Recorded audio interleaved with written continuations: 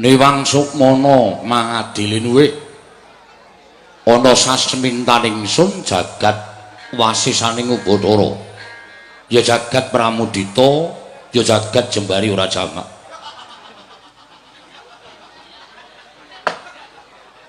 Pate Raharja Sapraptamu Pate Bayu Kenara nunamit pasang Kalimantabi dinebina iki lho dene demawahing tawang tuwang sinuwun wanter sabda pangandika paduka amiji dhateng pisanipun ing abdipun Pate Bayu Kenara kepareng kula ngaturaken sembah sumangga ing pangabekti kula kunjuk sandha pepodo paduka Gusti kula ingkang sinuwun Prabu Belgedwel Beh ing Loji Tengara Diweji tak tampa gawe gedhening atiku ora liwat pangestuku tampanana ya te kula pun dinggo jimat paripik dayanana ing kasantosan piye pawartane nggonmu minangka dadi wakil ingsun Maranata tata rakiting negara ing Loji Tengara maragake purwa madya lan wusanane aja nganti ana ingkang karempit aturna marang panjenengan ingsun diuji sembahan kula menawi paduka ndanggo bab tata rakiting praja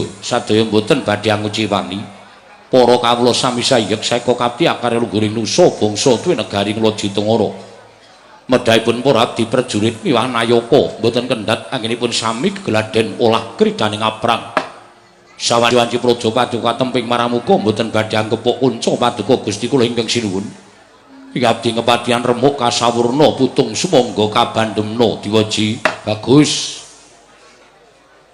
merga kowe tak kandhani ya te iki negara katon kukuh bakuh sentosa negara kuwi katon birawa utawa angel dirubuhake yen to telu-telune manunggal dadi siji telu-telune manunggal dadi siji kuwi tak kandhakake Nalindra Nayaka lan kawula tetunggalan manunggal tunggal cipta rasa karsa lan karyane ya kuwi ngreksa marang negara Nalindrane kudu duwe watak berbudi bawa leksana nayakane ora kena nginggokke marang perintahing Nalindra apa sing dadi perintahing Nalindra marang para kawula kudu wutuh diaturake mring para kawula kanthi kateman mengkono kawula percaya marang Nayaka munggahing marang para Nalindra sebab nek nganti kawulane wis ora percaya marang Nalindra lan nayakane kuwi tegese sawijining negara ingkang wajib perlu didandani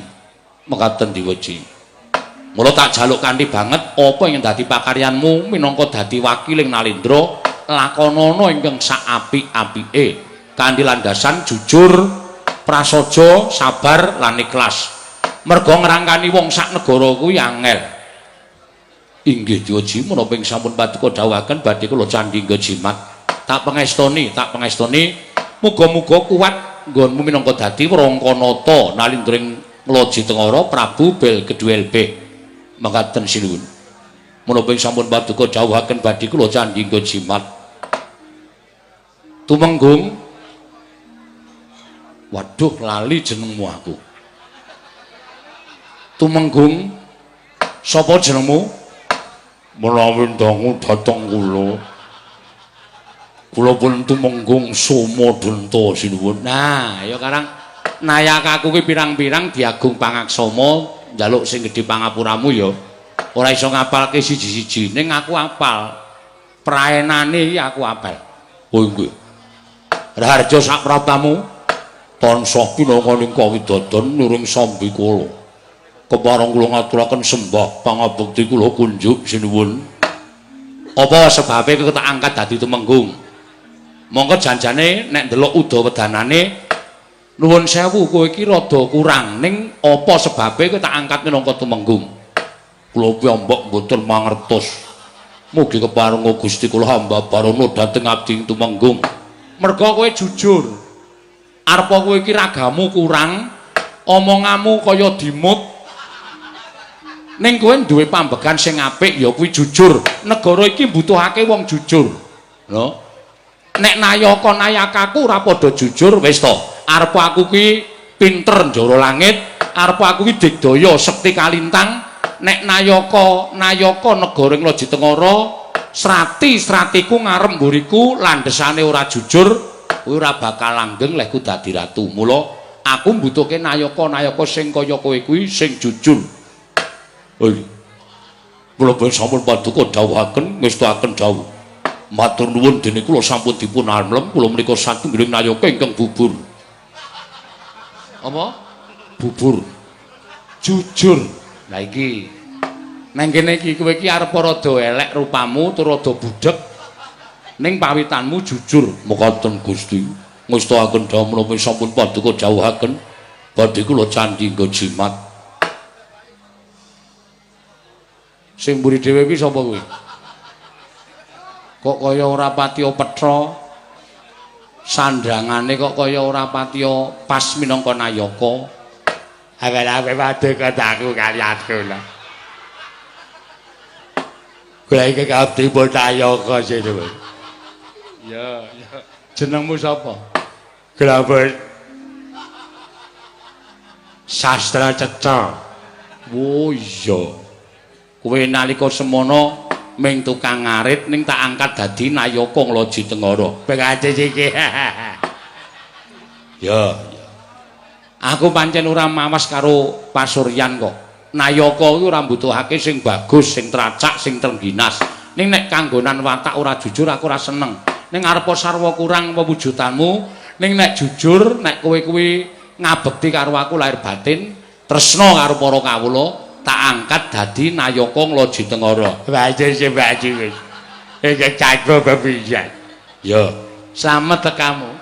Cacapi lalu kali kami jajan ning cabi kala. Kebarek kula ngajirake sing kewe bangun kula Gusti. Ya tak tampa. Nanti aku melu mringis-mringis. Prayogane ngon mulunggo ya, Sastra Cetha. Sawu aja kira prayogi. Ya. Tapi sing jeneng ratu ki nek arep awet sehate ya kudu ngingu wong kaya ngono kaya ngono. Ate sing bali. Kowe nek ora tak timbali aja sambung rembut ya. Iya sakit jago. Ya. Pate wonten dawuh sini. Ana bab sing bakal ndak kandhake marang kowe magepokan karo negara ngloji tengara. Sakit jago. Ora wis. Kowe wis kowe. Oh iya. Inggih sinten. Para badhe paring dawuh menapa? Malah kula menika isunipun badhe wonten gegembolan ing raos kula. Gegembolan rasamu piye? Kula menika nggumun setahun jengleng serendeng. Paduka menika Gusti kula ingkang sinuwun nembe kemawon dados nalindra paradene sampun saged mujudaken negari ingkang adil, makmur, warata, tias bagya mulya. Kawulanipun gesang tentrem, rukun. Antawis tunggal-tunggalipun mongko beda kapitadosan, beda werna kulit, tuwin beda tata basa, ewadene tetep manunggal, sayuk rukun tetunggalan ngangkat dhateng negaring Loji Tengara. Menika istunipun kanthi dasar menapa menawi dipun parengaken ngabdinipun dawuh lajeng gegebengan menapa ing paduka ginakaken saengga para kawula sak Loji Tengara menika saged manunggal tetunggalan nyawiji mboten wonten ingkang wantun merengkang saking pangawaos paduka Gusti kula sangota. Welah jebul saksuwene iki kowe nggembol pewadi apa to sababe kok aku enggak iso gawe peperintahan sing kaya ngene iki mekaten sinuwun. Aku tak kandha karo kowe, aku arep tak tutup-tutupi sarta iki ora bakal tak singitake. Sapa ngerti sing jeneng derajat pangkat ki tibane kaya dene kanugrahan mekaten sinuwun. Sapa ngerti sesuk kowe sakwise dadi patih iso dadi nalindra. Kuwi wis dadi pesining sing gawe jagat. Mula kepinteranku sing kaya ngene iki ora bakal tak singitake, bakal tak tularake marang sapa wae sing gelem takon. Merga nek kepinteran kuwi ora ditularke marang sapa wae, ateges muspra tanpa guna. Le sinau pirang-pirang taun ora diterusake karo wong liya utawa sanak kadang mitra kawruh, luwih-luwih kulawarga bojo anak, kuwi muspra tanpa guna. Mekaten sinuwun. Rada maju kene. Mengko ndak duna dungkap lehmu bakal nampa pangandikaning Prabu Belgedwelbeh. Ngene ya te. Siji. wong sing wis winisuda dadi nalindra ora ngemungake nalindra mbuh kuwi adipati utawa tumenggung utawa patih utawa nuwun sewu sak ngisor-ngisore tegese wong kang wis diangkat minangka dadi pangarepaning para kawula kuwi siji kudu ngrumangsani yen to dheweke iki minangka dadi pamomonging para kawula. Tegese dheweke kudu ngrumangsani minangka dadi pelayaning para kawula, dadi baturing para kawula. Aja rumangsa dumeh kowe dadi patih terus gedangkrang sira tumpang ning kursi kepatihan terus kowe nepak marang bun-bunane kawulamu. Lah kuwi ora becik kedadiane, malah kawulamu ki wajib mbok tulungi, kawulamu ki wajib mbok ladeni. Inggih sinuwun. Monggo racak-racake saiki akeh-akeh ngene.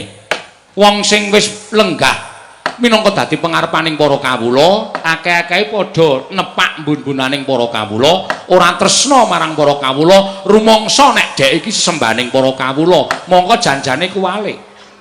Dheweke iki dadi pelayaning para kawula, apa sing dikarepe dening para kawula kudu dilayani lan kudu diladeni. Kanthi cara mengkono tresnaning kawula marang pangarepe kuwi lahir batin. Mula wong urip ning alam padang kuwi nek iso loro dicakup dadi siji, ya diajeni, ya ditresnani. Inggih. Diajeni, kowe dadi wong sugih, iso menehi dhuwit marang tangga teparumu. Ning lemu menehi dhuwit kuwi kanthi pawadan lan duwe niat supaya padha ngajeni karo kowe. Kuwi kowe le diajeni duk nalika kowe isih duwe bondo donya. Nek wis kowe ora ndek bondo donya ora bakal diajeni. Beda nek karo wong ditresnani. Tanpa pawadan brana picis, tanpa pawadan derajat pangkat, merga supel sarta merga srawunge becik karo tangga teparuh sanak kadang mitra kawruh. Mula padha ditresnani. Ditresnani iki ora nalika urip tok. Malah mangsa kala upama kowe ditresnani dening sanak kadang mitra kawruh tangga teparuhmu, arepa kowe ora ana, kowe nek mangsa dikirim donga, diparani pasareanmu, dikirim donga karo sanak kadang mitra kawruh tangga teparuh. Mengkaten sinuwun. Ning nek kowe sia karo tangga teparuh, dumeh kowe duwe derajat pangkat, kowe duwe kelungguhan, kowe sia-sia karo kawula, kowe sia-sia karo sanak kadang, sia-sia karo sedulur, sia-sia karo tangga teparuh, wis ta titenana. Kijingmu jamur. Ming ditukuli apa lumut kijing, ora dikirim kembang, ditonton saka kadowan kala-kala mangsa nek ketiga nggo mepe kathok. Kuwi nek wong ora ngerti srawung, ora tresna karo kiwa tengene. Mekaten sinuwun. Lah iya. Mula pawadanku ming siji, landhesanku ming siji. Bel gedhuel bel dadi ratu ning Loji Tengkara kuwi dadi pelayaning para kawula. Apa sing dikarepe dening para kawula bakal tak paringi nek aku iso. Lho. Ning kudu tak rembug karo para nayaka-nayaku dhisik. Nek wis ana pepunta ning rembug lagi tak leksanake. Kawula ya kudu sabar. Aja kemrungsung, aja terus sakdet-saknyet njaluk iki kudu dituruti, njaluk iki kudu dituruti, kudu nganggo mekanisme. Struktur. Tak keplandasmu kowe. Cengengesan ora. Aku ki dadi ratu men, aku ki kaya wong pinter malah digeguyu. Inggih sinuwun. Ha, kuwi ngono kuwi. Pawitane ngono wae. Ora usah dadak werna-werna, ora usah dadak aneh-aneh. Ora usah dadak perutok ketok-ketokke glo, aku cedhak karo para kawula. Gilo, kawula tak jak ngene-ngene. Gilo kalau rasa. Ning sing ngitung ki para kawula, sing niteni para sanak kadang mitra kawruh tangga teparuh, kanca cedhak lan sak piturute. Ana tetembungan, nek tanganmu tengen ngulungke tanganmu ki aja ngerti, nek tanganmu ki wong ngulungke tanganmu tengen aja ngerti. Tegese nek dedana menehi kuwi rasa dadak dikandak-kandake. Mongko saiki akeh-akeh wong menehi wong dedana kuwi mesti duwe pamrih utawa digawe dol tinuku. Ya ta. Mekaten sinuwun. Upamane eneng wong teka ning omahmu. Ta? Bangun papan panembah. Iki upamane bangun papan panembah teka ning dalem kepatihan sowan Rekanapatih Bayu Kinara. Nyuwun dedana supaya enggal rancak papan panembahe. Terus kowe menehi dhuwit karo wong mau, nyoh tak sumbang semene ning aku dongakno entuk ijol sing luwih akeh, dongakno sempulur rezekiku. Lah kuwi jenenge lemu nyumbang wis tok dadekke dol tinuku, kowe adol dhuwit, kowe njaluk dituku nganggo donga. Wis ora sah. Angel to wong dedono iki. Inggih sinuwun.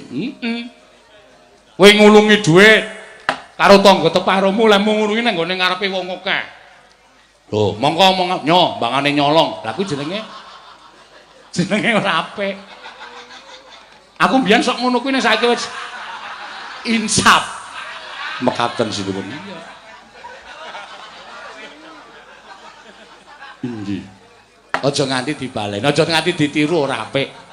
Inggih, menapa paduka dawuhaken badhe kula tindakaken. Lah ngono kuwi tegese lan aja nglali tansah nuntun marang para kawula, merga kowe dadi pangareping para kawula, kowe dadi sembaning para kawula, dadi patuladaning para kawula, nuntuna kawula manembah marang Gustine kanthi carane dhewe-dhewe, anut kapercayane dhewe-dhewe. Tur kowe meneh ana ngerti aja suk-sukan rasane, aja plirik-plirikan, aja sikut-sikutan. Ngono. Carane dhewe-dhewe padha hormat kinurmatan. Oh nek kancaku sing duwe kapercayan kae lagi manembah, aku tak ngurmati, aku tak ora gawe rame. Semono uga ben aku sok sak rombonganku nek manembah marang ngersaning Gusti, kancaku sing beda panembah kae ya ngurmati marang aku yen perlu long tinulung. Yen kapercayan kono lagi duwe tata cara utawa sewijining acara sing gedhe, nadyan beda kapercayan nulungi, ayo tak tulungi, tak bantu supaya kabeh mau raket tunggalan manunggal dadi siji. Mula deloken negara Nglaji Tengara iki nadyan agama iki eneng 5 cacahe ning rukun manunggal tetunggalan dadi siji. Merga ana sing gawe geger sarta merga ana sing gawe rame perkara agama mesti tak lebokke pakunjaran. Ora seneng aku ngono. Inggih. Menapa ing paduka dawuhaken badhe kula estahaken menika ingkang dados gegaran anggen paduka. Inggih menika ngasta perintah negari Nglaji Tengara saged sae kados mekaten. Kejaba saka kuwi aku uga nggunakake ya kuwi wewarah kawruhing kraton. Wewarah kawruhing kraton menika menapa sinuwun? Ana 9. Menawi dipun parangaken kula badhe nyuwun priksa. 1. Wajibing ratu kuwi aja kendhat Hanata, Haniti, Hamriksa lan Hamisesa. Hanata para kawula naliti yen ana perkara, Hamariksa yen wis kecekel perkarane kudu dititi priksa kanthi permati. Yen wis kaya ngono kudu misesa, tegese kudu menehi paukuman marang sing luput, kudu menehi ganjaran marang sing bener. Kuwi wajibing utawa kewajibaning ratu. Angka 2, aja tinggal marang pakarti sama beda dana denda. Tegesipun menapa? Tegese ngene kudu adil. Aja dumes anak kadang mitra kawruh didhisikke ning wong liya digawe keri aja merga ning apa-apane. Luwih-luwih yen wong liya luput dipatrapi paukuman, yen sedulur salah mongko nampa pangapura kuwi bakale tetel kanalindrane. Nadyan kulit daging luput pinatrapan pidenda sak bobot, nadyan wong liya labuh negara kudu pinatrapan geganjaran ingkang sak murwat. Mekaten sinuwun. Angka 3, tambeganing ratu. Sipating ratu kudu bisa hamong, hamot, hamengku lan hamangkat. Angka 4, labuhaning ratu anatepana berbudi bawa leksana, animpuna ing aguna, amumpuni ing kautaman. Inggih mekaten. Salajengipun kekasih ing ratu tumindaka adil, bener, sentosa lan wibawa. Angka 4, patraping ratu nglunggana watak lan tumindak wicaksana, wiwaha, wisuda lan wiguna. Angka 7, gegayohaning ratu mersudi murih hayu hayem lan hangayani. Salajengipun angka 8, junjuning ratu murih bisa jejet adeging praja, katentremaning praja, sambung memitran liyan praja lan kerukunaning bebrayan agung. Angka 9, bandaning ratu Nalindra kudu darbe kasekten, kesabaran, kawaskitan lan kapinteran. Inggih. 9 cacahe mau nek rinasuk ana ing penggaling para Nalindra tak kira bakal mujudake sawijining negara ingkang adil, tentrem, warata, tyas bagya mulya. Lah sabanjure ngene ya Te. Kejaba saka kuwi sawise aku mujudake negara ingkang rukun, negara ingkang tentrem, negara ingkang ayem, negara sing manunggal tetunggalan, mongko apa-apa ora sarwa kekurangan, mongko apa-apa ora njaluk saka negara liya, kabeh metu saka wulutu negara ing Ngloji Tengara. Aku kok rasaku kaya kuwatiripun paduka Gusti kula ingkang Srinata kados pundi.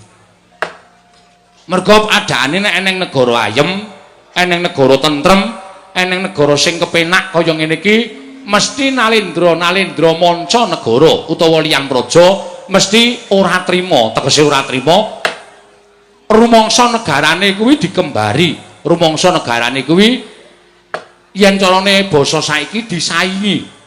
Mekaten sinuwun. Mula wektu dina iki kudu tata-tata. Kudu tata-tata samapta ing gati sawijining diri. Mbok menawa ana piyayi saka manca negara sing arep ngobak-obak katentreman negara Ngloji Tengara, sing arep mempecah belah kerukunan lan katentreman negara Ngloji Tengara, kowe kudu samapta ing gati sawijining diri. Aku ora kepengin kamanunggalaning negara Ngloji Tengara iki sigar merapat utawa dipecah dening wong liya, dipecah dening wong sing ora seneng katentremaning negara Ngloji Tengara. Patih Bayu Kinara, jagat Dewa Bathara, jagat Pangestu Te wonten dawuh sinuwun. Wis tau tepung karo Nalindra sing rawuh iki, biyo. Ana Nalindra kok sugih kaya ngono. Sandhangane pating glebyar. Mongko mawa emas jemrut hergeni mutiara. Wah. Nganti kasarating Sang Hyang Pratanggapati kaya srengenge kembar 1000. Diweji mbok menawi menika Nalindra ingkang sugih bondo Bandu mugi katimbal ana menapa wigatosipun dene rawuh wonten negaring Ngloji Tengara. Nuwun sewu sampun kinten kula tumambuh yekti saweg sepisan menika kula wanuh menawi dipun keparengaken gladi wanuh nggulang tepang panjenengan menika sinten Prabu Duryudana? Jagat Dewa Bathara. Udana wonten dawuh nggih. Cobi dangu kalian kula. Sampeyan kuwi sapa kok disebut jenenge Prabu Duryudana? Oh, gandhok bleguduk suwanu gembol Semarante. Nyata mboten baen-baen, nggih. Menika mboten Nalindra cepete. Ning Nalindra pancen saestu ingkang pinter lan tep panggraitanipun nyatanipun kalian panjenengan sampun mangertos. Ning tumrap kula menika sampun mboten aneh malih. Jerpaduka menika Nalindra ingkang kalukengrat anjayeng bawana sinten ing mboten ngertos kalian nata ngestina Prabu Duryudana. Sedaya sami priksa, mila sampun kantos kagiat. Ingsun Nalindra ngastina Prabu Duryudana. Weh lah cocok. Nuwun sewu sinuwun. Raharja rawuhipun, yo slamet tekaku. Apa pancen kepara nyata kowe ingkang aran Prabu Belkeduelbeh? Mboten wonten kalih kula ingkang nami Prabu Belkeduelbeh. Jagat Dewa Bathara. Sandhangane ora mingsra wae kondhange nganti ngasorake marang kumandange nata ngastina. Nyuwun pangapunten sinuwun, ya ora dadi ngopo Prabu Belkeduelbeh. Nuwun sewu ingkang wingking sinten Penemban Duran? Durna. Oh iya ning Durna. Durna. Heeh. Pancen ngestina kuwi nggone wong kaluka kabeh. Anyen wong Ngastina ki nggone wong kondang-kondang. Ora ana wong sing ora patek kondang ning negara Ngastina ki ora ana. Kabeh nggone wong kondang-kondang. Siji Nalindrane Prabu Duryudana, loro pujangganing negara ya kuwi Begawan Durna. Sapa sing ora ngerti kondanging Begawan Durna? Nggih, pancen kondange pun dugi negara Ngloji Tengara. Pandhita kondang monyor-monyor tur dasare nuwun sewu, sinten sing boten ngertos ana pendhita sing ngrabi jalma titahe Ubathara sing keleke papat. Maksud lu? Kelek papat niku nek mboten kewan mboten nonton Penemban. Ah, aja kaya ngono. Belkeduelbeh. Aja kaya ngono, aja ngina. Arep kaya ngono, Begawan Durna ki nampa sasmitaning dewa. Yen Durna bisa ngrabi wujuding jaran, kuwi bakal pinardawa kamulyane lan cepak nugrahane. Sing ngomong sapa? Menenga. Minggu alasan kok dadak cerewet kowe iku. Nggo nutup pirang. Oh, nggih, nggih. Kuwi bakal cepak kanugrahane. Mula kanthi rasa kepeksa aku ngrabi karo wujuding jalan ki pancen wis dadi dawuhing sing gawe jagat. Oh, ngoten. Rasa tok rembug perkara kuwi. Mboten mangling ingkang wingking Patih Sengkuni. Iya, Sang Nata Prabu Belgedwelbeh. Pancen kepara nyata aku Patih Sengkuni. Nuwun sewu sinuwun. Panjenengan menika Nalindra Kalukengrat. Nalindra ingkang kondhang umandhang ewadene kersa rawuh wonten negaring Loji Tengara. Ing nyatanipun mriki menika namung negari ingkang sakiyuping payung. Kula pawekaken jembaripun negari ingkang alit, negari ingkang nuwun sewu, mboten kados negari Ngastina. Menawi dipun keparengaken kula badhe nyuwun dawuh wonten wigatos menapa? Bawa Durna. Mboten dawuh, Ger. Kados pundi? Prasaja kemawon, lajengan kemawon. Panjenengan paring dawuh wigatosipun menapa? Mangke tumunten Prabu Belgedwelbeh menika saged nampi menapa mboten? Menawi mboten saged nampi, oh negari Loji Tengara dipun damel sungsang bawana balik. Dipun damel basa-basa. Inggih. Bawa Durna ingkang tanggal jawab. Kula tanggal jawab, Ger. Prabu Belgedwelbeh wonten dawuh sinuwun. Prataku ana ing negara ing Loji Tengara sepisan. Satemene brebeg talinganku. Kabeh para kawula sak negara Ngastina padha ngandhakake ngumandhang ing negara Loji Tengara. Ingkang lumrahe kawulaku padha ngundhangake ngumandhang ing negara Ngastina. Nanging kena ngapa pendak-pendak ana kekelumpukaning kawula, kekelumpukaning para kawula negara Ngastina padha ngandhakake ngumandhang ing negara Loji Tengara. Negara ingkang adil makmur, negara ingkang bebasan. Apa ingkang ditandur bisa tuwuh ngrembaka woh-wohane, negara ingkang subur, negara ingkang tentrem, negara ingkang ayem. Kanthi kaya mengkono aku pengen nyatakake lha kok jebul bareng aku prapta ning negara Loji Tengara. Apa sing dikandhake dening para kawula mau pancen kepara nyata. Kabeh kawulamu padha sayuk rukun majinamatan, padha tentrem uripe, padha rukun uripe. Mula kang sangka kuwi dina samengko penggali ingsun duwe rasa meri lawan negara Loji Tengara. Mula kanthi cara iki aku prapta ning negara Loji Tengara mung bakal sak jarwa marang sira Prabu Belgedwelbeh. Apa ora luwih prayoga, apa ora oleh apik lan luwih becik lamun negara Loji Tengara didadekke siji karo negara Ngastina supaya isa luwih kondhang kaluka, supaya isa luwih hanjayeng bawana. Mengko apa-apa sing dikira kurang ana ing Loji Tengara bakal tak paringi saka negara Ngastina. Semono uga yen Ngastina ana kekurangan mbok wenehi saka negara ing Loji Tengara.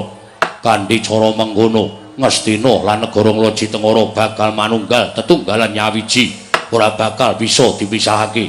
Tegese kowe lan aku manunggal nanging sing gedhe pangapuramu. Luwih dhisik upama mengko ana salah sawijining nayaka sing takon babagan Loji Tengara negara Ngastina. Sira sinuwun kudu paring dawuh yen to Loji Tengara dadi jajane Ngastina. Mengkono mungguh karepku prapta ning negara Loji Tengara sinuwun. Negara kula dipun dadosaken setunggal kaliyan negari Ngastina. Yo. Terus mengke nek kula duwe kekurangan napa sing dibutuhke masyarakat Loji Tengara diparingi saking negari Ngastina. Yo. Mengko nek Ngastina kekurangan kula ngaturaken menapa ingkang dados kirangipun negari Loji Ngastina. Yo, pancen mengkono. Kula setuju sinuwun. Kula sarujuk merga menika napa jenenge diarani memitran kalian negari tetanggi menika sanget dipun betahaken. Yo, pancen bener. Ning sing kula ora cocok, nuwun sewu sing kula ora mathuk. Nek ana pandangan saka para kawula kok Loji Tengara dadi siji karo Ngastina, merga Loji Tengara wis dadi jajane negara Ngastina. Nuwun sewu. Loji Tengara nika merdika lho sinuwun. Loji Tengara nika mboten keping dipun jajah dening sinten kemawon. Kawula sak Loji Tengara menika sampun nggadahi raos utawi sampun memproklamirkan kemerdekaan. Wis, ben mbangane angel golek kata-kata mbok wis ngene iki. Memproklamirkan iki basa Jawane apa coba? Memproklamirkan kemerdekaan. Mula wonten mriki menika wonten tetembungan bahwa kemerdekaan itu adalah hak segala bangsa, setiap manusia mempunyai hak kemerdekaan. Bodhono menika ngendika menapa? Menika cara Melayu nggih. Cara Melayu wonten kula lan panjenengan menika namung mlaku dadi. Len nututi rekoso. Tegesipun bilih negari Waji Tengara menika merdeka, mboten kenging dipun bondo dening sinten-sinten lan mboten purun dipun jajah dening sinten-sinten. Tegese Prabu Belgedwel Beh ora nampa napa sing kula aturke. Sajaipun mekaten nggih, sajaipun mekaten. Prabu Belgedwel Beh, pripun sinuwun? Ingkang sak temene kowe sarujuk negara Ngloji Tengara nyawiji karo Ngastina. Sarujuk memitran kalian saminipun praja menika dipun betahaken. Ning kula ora mathuk, kula ora kepengin nek negara Ngloji Tengara dadi jajane negara Ngastina. Sami-sami merdeka. Ngloji Tengara ya merdeka, Ngastina ya merdeka dhewe. Aja nyalai kalawan kemerdekaane negara Ngloji Tengara. Mergo nek nganti sampeyan nyalai kamardikan negara Ngloji Tengara, nuwun sewu. Rakyat kula sampun nyawiji tetunggalan. Sapa sing ucek-ucek kamardikaning negara Ngloji Tengara, wah bakal ditotoi pecating nyawa blabaring ludira. Manuk semaning jajalanan sukertaning bawana kumewat kaya ngregem jimat. Kaya wani ndilat persiapan ora nyawang. Negaramu ming sak yuping payung paribasan sak pro 32 negara Ngastina. Upama kowe duwe senopati, upama kowe duwe prajurit, ora bakal kuagang nandingi prajurit saka negara Ngastina. Nanging delangap-delangap wuwusmu wani mengbari marang panguwasaning Prabu Duryudana. Aja kelakon dosa, apa kelakon negara Ngloji Tengara tak dadekke Karang Abang. Kowe tak bondo tangan tak krincung sikilmu. Ngloji Tengara dadi jajane negara Ngastina.